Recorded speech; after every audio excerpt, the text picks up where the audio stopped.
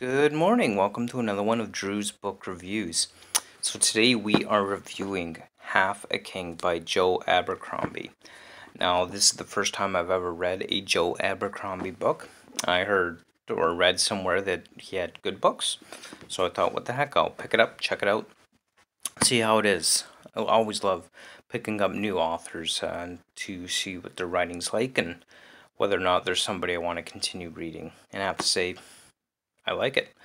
Joe Abercrombie's book, first one I've ever read of his, and I absolutely did enjoy it. So essentially, the idea behind this is that we have Prince Yarvi, who's for his entire life he's basically been looked down upon and shunned because of a crippled deformity of one hand. He's basically uh, got one a half hand.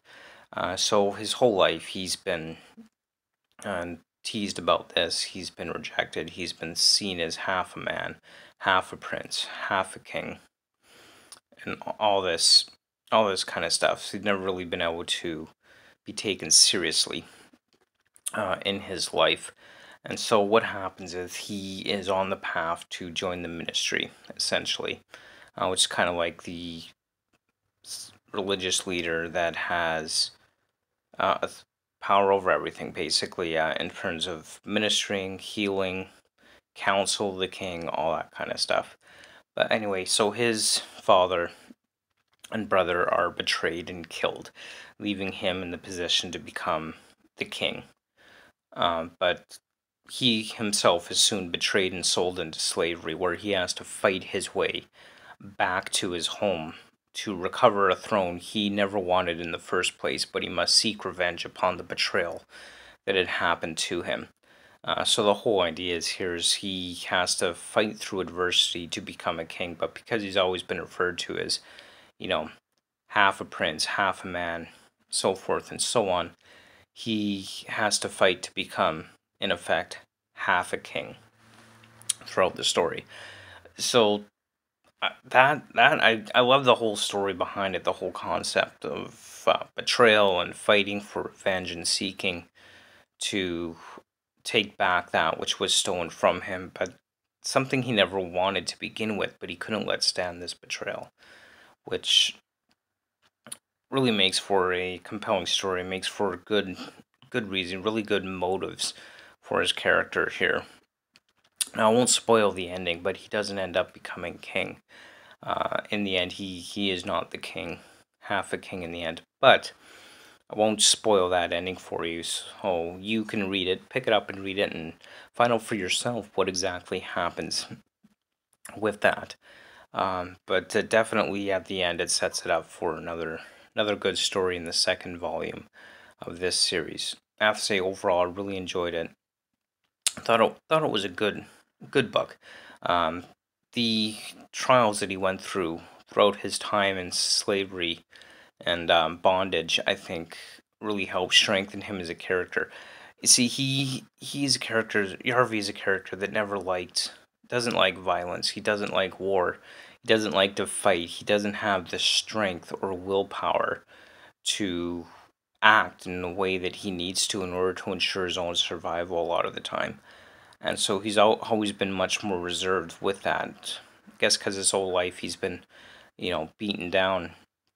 So he's a very submissive character, but through his time in slavery and the people that he meets and the friends that he makes through that experience and his eventual escape, he gains the strength needed to do what's necessary in order to achieve his goals.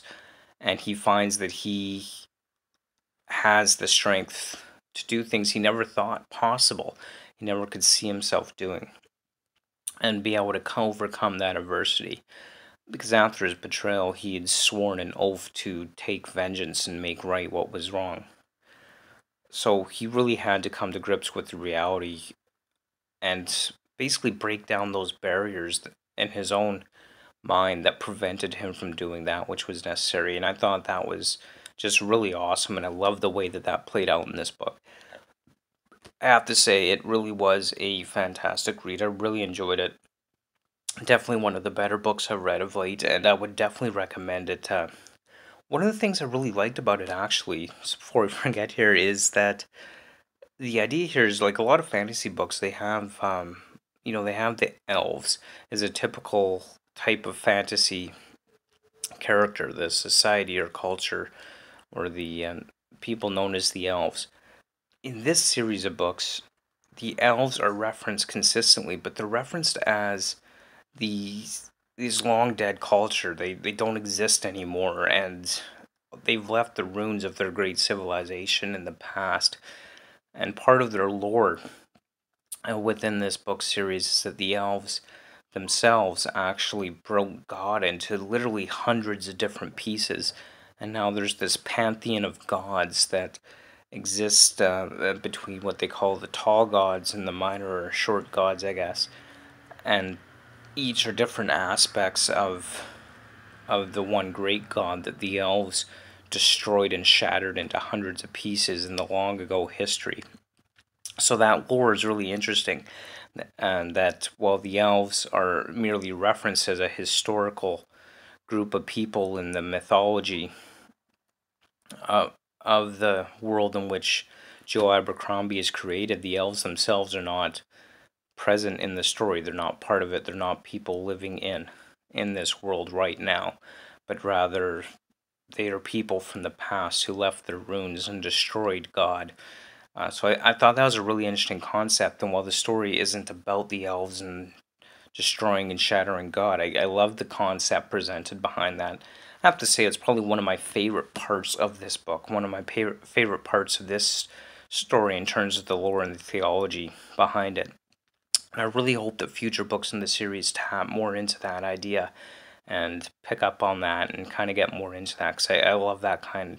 I love stories with a lot of theology behind it in the fantasy world. I think that makes for a really compelling and interesting story.